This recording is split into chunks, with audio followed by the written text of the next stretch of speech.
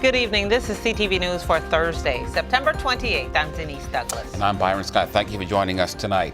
Well, it was a case that rocked Prince George's County. School system volunteer Deonte Carraway faced scores of charges for videotaping young kids having involved in sex acts with each other and him.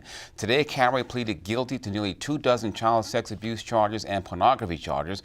Patricia Vallone in Upper Marlboro with the latest. 24-year-old Deonte Carraway pleaded guilty this morning in a Prince George's courtroom to 23 of 270 charges that he faced here in Prince George's County. Those charges include first-degree sex abuse of a minor and child pornography charges, all stemming from the time that he was a teacher's aide at Judge Sylvania Woods Elementary School in Glen Arden. He pled guilty to 23 counts involving the sex abuse and the pornography involving our children. The judge's sentence in this case of 395 years, suspend all but 100 years. The 100 years are the years that will be served by Mr. Carraway. And we have to tell you that those 100 years it is impossible really to measure the pain that this case has caused, the families in this case and the children in this case. Now the mood was somber inside the courtroom where many families of the victims were seated. They stood but didn't speak during the proceeding. But snippets of the victim impact statements were read. One mother talked about having to track her child's nightmares for his therapist. Carraway did address the court, apologizing for his actions, but the judge wasn't swayed, saying sorry isn't enough and telling parents that the county failed to protect their children. Mr. Carraway's access to the children in this case it really does represent a miserable failure on our part that we really cannot afford to ever see happen again. In August, Carraway was sentenced to 75 years after pleading guilty in federal court to 15 counts of sexual exploitation of a minor to produce child pornography. Those 11 victims were between the ages of 9 to 12 years old. These cases impact, we find in our work here, people forever.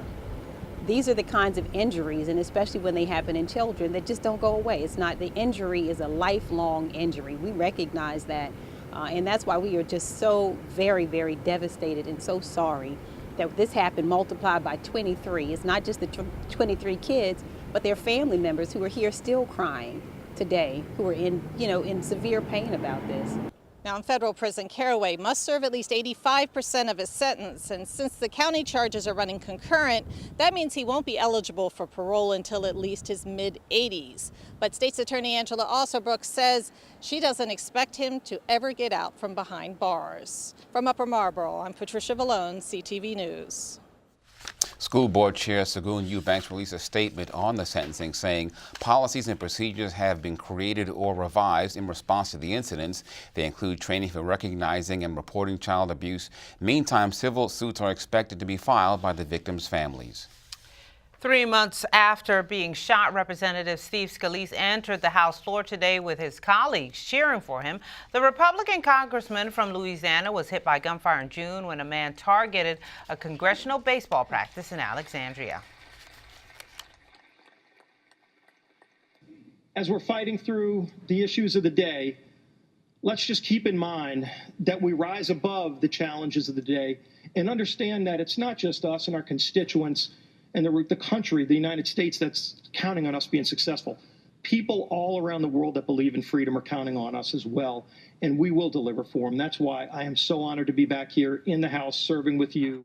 God bless each and every one. The shooter, 66-year-old James Hodgkinson, was shot and killed by police. Well, some Maryland Democrats, politicians are critical of President Trump's tax plan.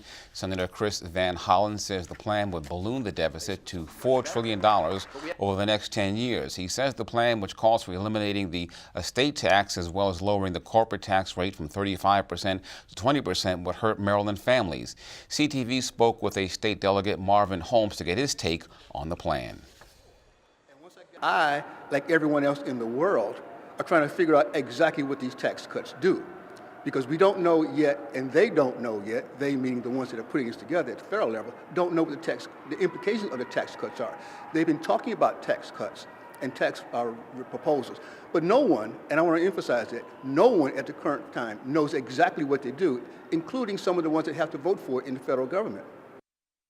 The president says his plan will protect low and middle income families, not the wealthy and well-connected. Members of the Montgomery County Council were briefed on the construction of the Purple Line today. Key officials charged with implementing the project were asked to address several community concerns. Many residents want to know how the construction work will impact both the Capitol Crescent and Silver Spring Green trails. On our side of the Purple Line, there has been an abandoned railroad track between Silver Spring and Bethesda. And this is really where the idea of the Purple Line began.